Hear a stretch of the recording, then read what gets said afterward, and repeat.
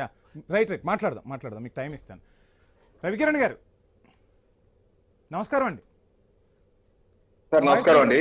నా voice reach అవుతుందా మీకు? రీచ్ అవుతుంది. ఏంటి మరలా ఒక కొత్త కమిషన్ ని తీసుకొచ్చారు, ఏకసభ్య కమిషన్ అని. ఏం తేలబోతుంది ఏకసభ్య కమిషన్? అసలు ఈ కమిషన్ ని ఎందుకు వేయాల్సిన అవసరం వచ్చింది అనేది పెద్ద ఎత్తున చర్చ సాగుతున్న పరిస్థితి. దీంతో అయినా ఈ అంశానికి ఫుల్ స్టాప్ పెట్టబోతుందా మీ కూటమి సర్కార్, లేదంటే డైలీ ఎపిసోడ్ లాగా మరో ఎపిసోడ్ కి తెరలేపినట్ట? శ్రీకాంత్ గారు, ముందుగా మీకు తోటి ప్యానలిస్ట్కి ఐ న్యూస్ వీక్షకులందరికీ శుభ సాయంత్రం అండి. ఇప్పుడు ఏదైతే 2019 నుంచి 24 వరకు సప్లై చేసినటువంటి గీలో మనం గత డిబేట్ లో కూడా మాట్లాడుకున్నాం శ్రీకాంత్ గారు. ఎస్ఐటి రిపోర్ట్ కూడా వంశీ గారు సారీ అండి, గత డిబేట్ లో నేను చూపించాను. ఈ రిపోర్టు పూర్తి స్థాయిగా ముందు కూడా పెట్టాం, గత డిబేట్ లో మాట్లాడుకున్నాం. ఏ రకంగా 68 లక్షల కిలోల నెయ్యిని ఇచ్చి ఏ రకంగా కల్తీ చేసి, అసలు కల్తీ అంటలేదు, రసాయనాలతో ఉన్నటువంటి ఇచ్చి అది ఏ రకమైన కాంపోజిషన్ ఉందని కూడా మనం డిస్కస్ చేసాం.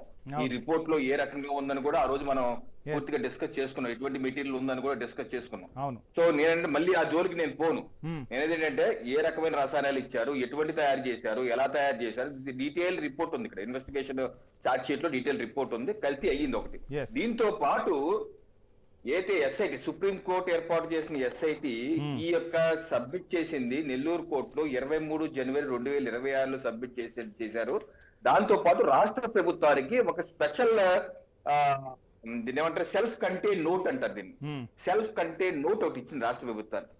ఏమన్నారంటే ఆ నోట్ లో దీనికి సంబంధించి ఏదైతే మేము ఇన్వెస్టిగేషన్ చేసిన దాన్ని సబ్మిట్ చేసాం, ఇది కాకుండా ఏదైతే ల్యాప్సెస్ జరిగిందో తిరుమల తిరుపతి దేవస్థానంలో ప్రొక్యూర్మెంట్ లో కానీ ల్యాప్సెస్ జరిగినాయి, వీటి మీద శాఖాపరంగా మీరు చర్యలు తీసుకోవాలని చెప్పి ఒక సెల్ఫ్ కంటైన్ నోట్ ఇచ్చారు.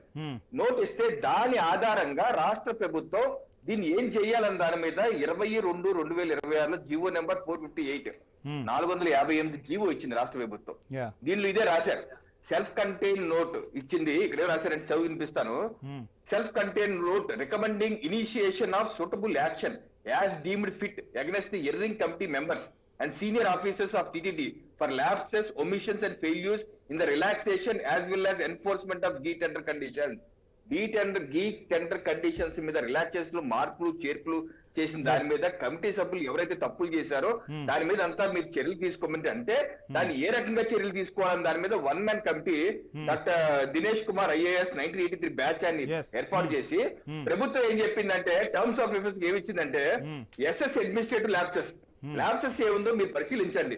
Examine whether decisions are taken, అంటే మీరు డెసిషన్స్ కావాలని తీసుకున్నారా లేదా రొటీన్ గా తీసుకున్నారా, లేదా ఐడెంటిఫై ఎక్స్టెంట్ ఆఫ్ రెస్పాన్సిబిలిటీ, వాళ్ళ రెస్పాన్సిబిలిటీ ఎంత మేర ఉండొచ్చు ఎంత మేర ఉండక్కర్లేదు. రవికిరణ్ గారు మీరు చెప్తుందంతా వాస్తవమే. ఒక రిపోర్టు క్లియర్ గా బయటకు వచ్చింది. ఆ రిపోర్టు బయటకు వచ్చిన తర్వాత మీ దగ్గర పక్కాగా ఆధారాలు ఉన్నాయి. సో ఈ ఆధారాలు ఉన్నప్పుడు ఈ యాక్షన్ తీసుకోకుండా మరలా ఇంకొక కమిటీ ఎందుకు, ఆ కమిటీ మళ్ళీ ఏం తేల్చాలి, ఇంకా కాలయాపన ఎందుకు చేయాల్సి వస్తుంది అనేది అందరికీ తొలుస్తున్న ప్రశ్న.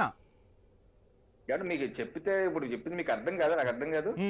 అదే మీరు చెప్తూ ఉన్నారు క్లియర్ కట్ గా ఉంది. ఉన్నప్పుడు యాక్షన్ తీసుకోవడం కోసం మళ్ళీ ఒక కమిషన్ ఎందుకు అనేది చాలా మందిని తొలుస్తున్న ప్రశ్న. ఏమండి వంశీ గారు, ఏమన్నా ఉందా అసలు మీకు?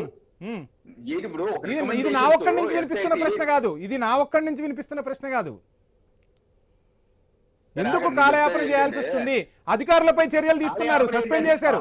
రవికిరణ్ గారు, అధికారులపై చర్యలు తీసుకున్నారు, సస్పెండ్ చేశారు. నాయకులపై చర్యలు తీసుకోవడం కోసం మళ్ళీ కమిషన్ ఎందుకు వేయాల్సి వస్తుంది అనేది వినిపిస్తున్న ప్రశ్న. మరి అప్పుడేం కమిషన్ వేయలేదే?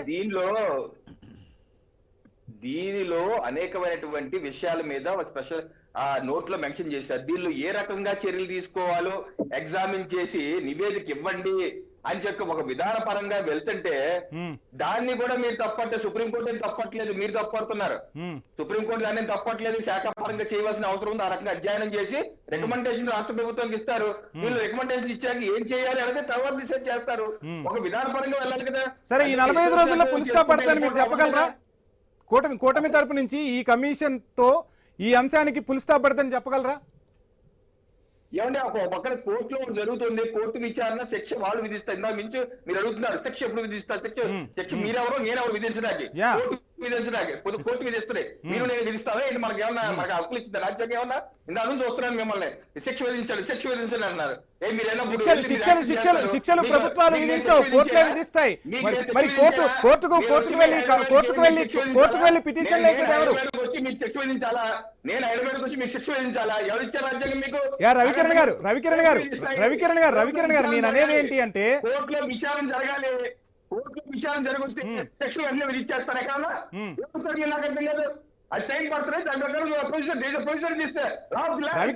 రవికిరణ్ గారు ఇది నా పర్సనల్ గా కాదు, కోర్టుల విచారణ కొనసాగుతుంది, కోర్టులే శిక్షలు విధిస్తాయి. కానీ ఎప్పుడు అని ప్రజలు అడుగుతున్నారు. దీనికి ఏం సమాధానం చెప్తారు? ప్రభుత్వంలో మీరున్నారు కాబట్టి మిమ్మల్ని అడుగుతున్నాం.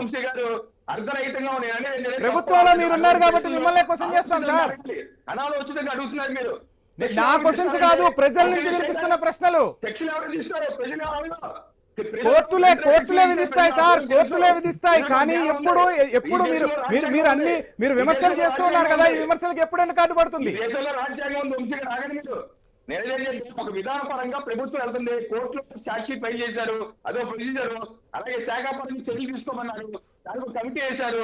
ఇదో ప్రొసీజర్, ఇది కాన్స్టిట్యూషన్ ప్రొసీజర్. ఇది ఈ ప్రొసీజర్ కూడా కాకుండా గుర్తొచ్చారు పడ్డట్టు మీరు వెళ్ళి గురే చేయండి, చెట్టు నరికేయండి, 4 కోట్ల మధ్య కాలు నరికేయండి. రవికిరణ్ గారు ఇక్కడ నా సూటి ప్రశ్న ఏంటి అంటే, ప్రజల తరపు నుంచి నా సూటి ప్రశ్న ఒక్కటే రవికిరణ్ గారు, నేను అడిగిన క్వశ్చన్ ఒకటే, మిమ్మల్ని క్లియర్ కట్ గా నా క్వశ్చన్ ఏంటి అంటే, అధికారులపై చర్యలు తీసుకున్నప్పుడు నాయకులపై చర్యలు ఎందుకు తీసుకోలేకపోయారు అన్నదే ప్రశ్న. దానికి వివరంగా సమాధానం చెప్తే సరిపోతుంది. కోర్టులే శిక్షలు విధిస్తాయనేది మాకు తెలుసు, ప్రజలు కూడా ఆ విషయం గురించి చర్చించుకుంటున్న పరిస్థితి కూడా ఉంది. Please continue. చర్యలు తీసుకోమన్నారు, దానికి ఒక కమిటీ వేశారు, 40 రోజులు సమయం ఇచ్చారు. ఆ సమయం ఏం చెప్తారో చూడాలి కదా. చూసినాక అటువంటి చర్యలు ఉంటాయి. రైట్. కేఎస్ ప్రసాద్ గారు, మొత్తంగా చూస్తున్నాం ఈ అంశం ఎక్కడా కూడా ఎండ్ కార్డు పడని అంశం లాగా వెళ్ళిపోతుంది. ఇంతలా ఎందుకు మాట్లాడాల్సి వస్తుంది? వరుస డిబేట్లు న్యూస్ ఎందుకు కండక్ట్ చేయాల్సి వస్తుందంటే, ప్రజల మనోభావాలను పరిరక్షించాల్సిన బాధ్యత ఉంది. సో కల్తీ జరిగిందా, జరగలేదా, శిక్ష పడుతుందా, పడేదా అనేది కోర్టులే తేలుస్తాయి. కానీ ఈ గ్యాప్ లో ప్రజల మనోభావాలను కాపాడాల్సిన బాధ్యత ఉంది. ప్రజలకు న్యాయం చేకూర్చేలా